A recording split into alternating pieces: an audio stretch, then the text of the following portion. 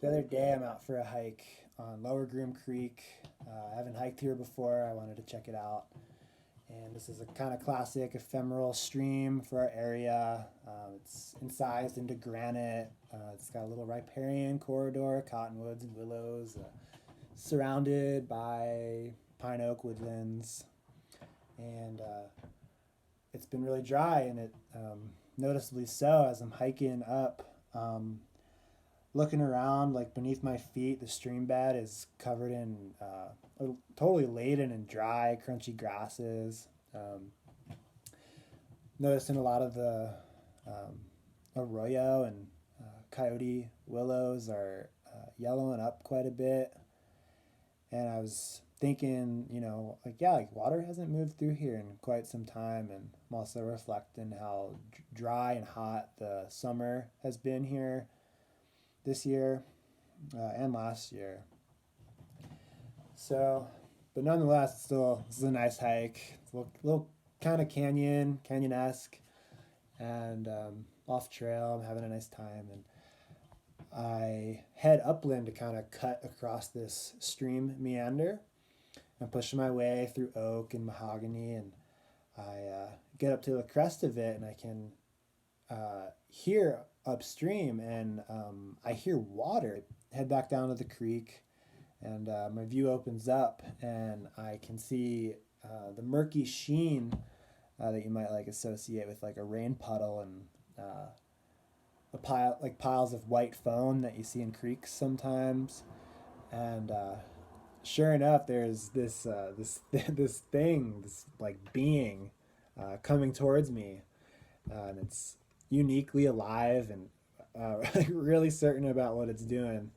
Um, and yeah, lo and behold, here is a small flood coming down Groom Creek from its headwaters on its way to its confluence with the Hassayampa River. And this was a total shock to me, uh, partly because it's been such a dry, hot summer, but also it is blue skies. But in retrospect, it had rained significantly 4 hours or so earlier, so that's why this was happening. Uh, just seems so delayed.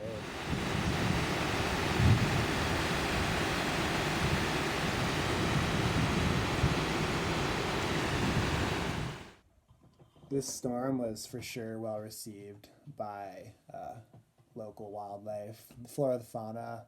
I think most people are pretty excited about it. We're in the middle.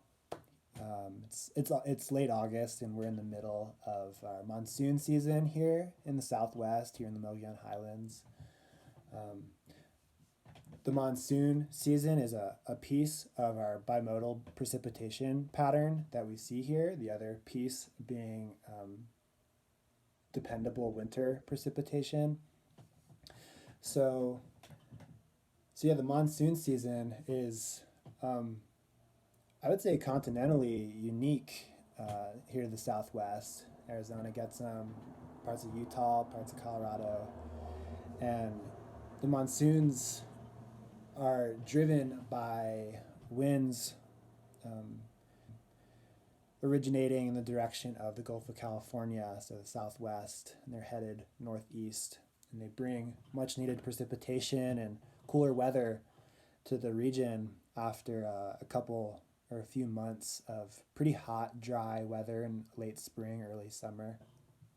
Compared to a lot of the state, we get really, generally speaking, historically, we get a pretty good monsoon. We get a lot of precipitation, and that has to do with where the highlands are situated geographically. The Mogollon Highlands being a transition zone, and there's a lot that goes into why this is a transition zone.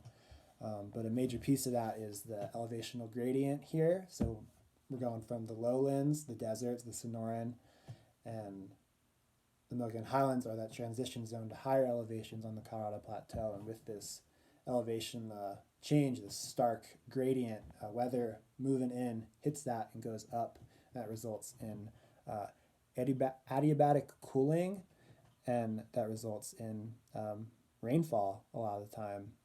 And these weather patterns have sort of inherently shaped the flora and fauna of the region, affected their distribution, affected the distribution of ecosystems here. It's a pretty magical time. It's all about monsoons. Thanks, y'all.